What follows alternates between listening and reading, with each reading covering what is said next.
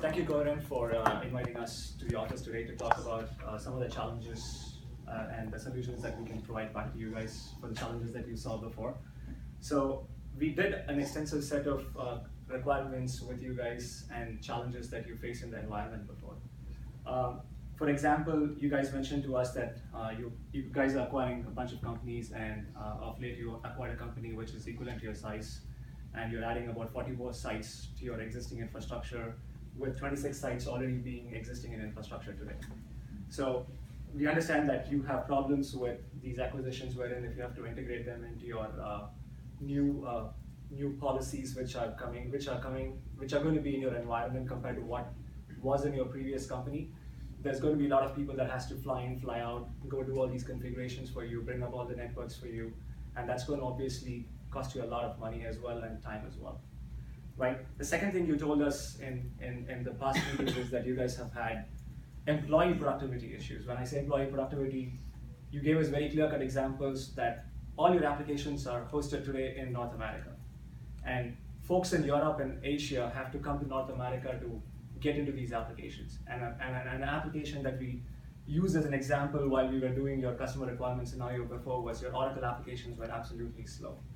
And this especially happens when Europe goes out of shift and North America comes into shift, and there is a time frame in which both of us work together, both in the US and in Europe. So all of these applications go slower during that time frame. So that was one of the critical issues that you guys had in your network. The third thing is that you guys mentioned is that you guys want to lower your operational cost. When I say operational cost, you guys said that you have to fly in, fly out employees to add new routers and new sites and bring them up. The other thing you guys mentioned is it's all manual configuration, and basically the Cisco validated design is like 300 pages, something that you guys wanted to not read and be able to spend a lot of time and cycles on it for you to come up to speed and be doing the complex IWAN setup that it already is. So you guys wanted your engineers' time to be used much efficiently, and we wanted to help you with that as well. So basically, these are your top priorities, and here is what we have come up with, or how we can help you resolve all of these issues. So the very first thing we said was new branch additions.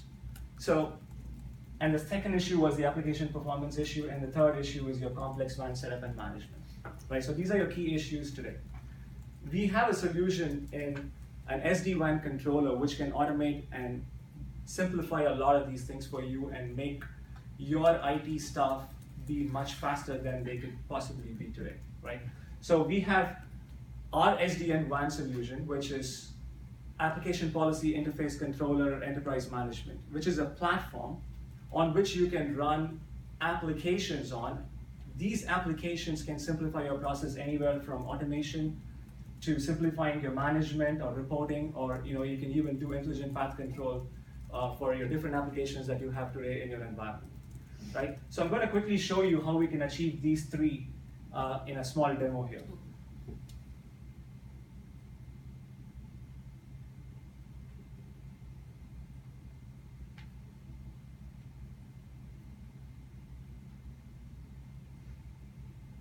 So this is how the portal for your SD-WAN controller is going to look like. Of course, I told you that we call it as Application Policy Interface Controller Enterprise Module. So what you do is you can log into the system.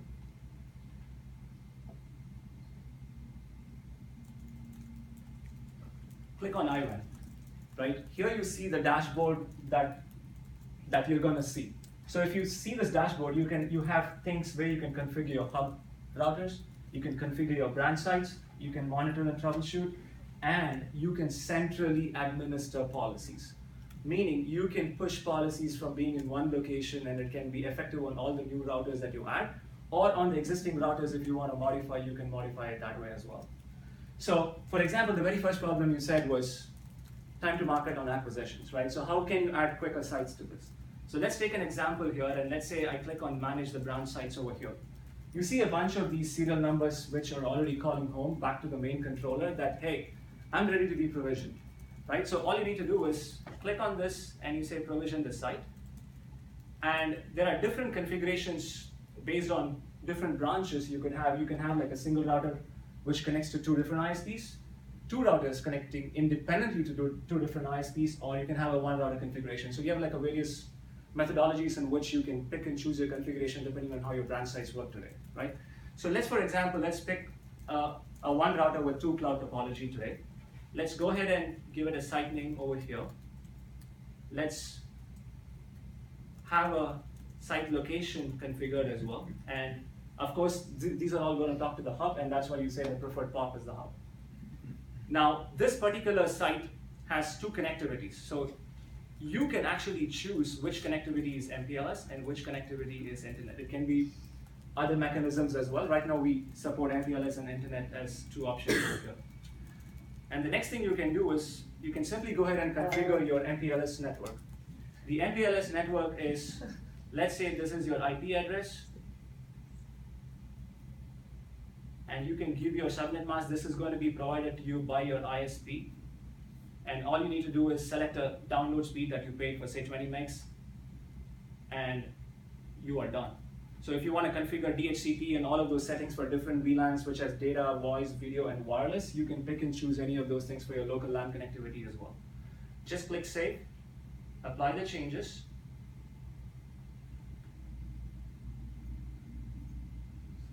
The second site, I guess. Oh. So for the second site as well, we need to choose the speed. So I'm going to choose 100 and let's leave it at 300.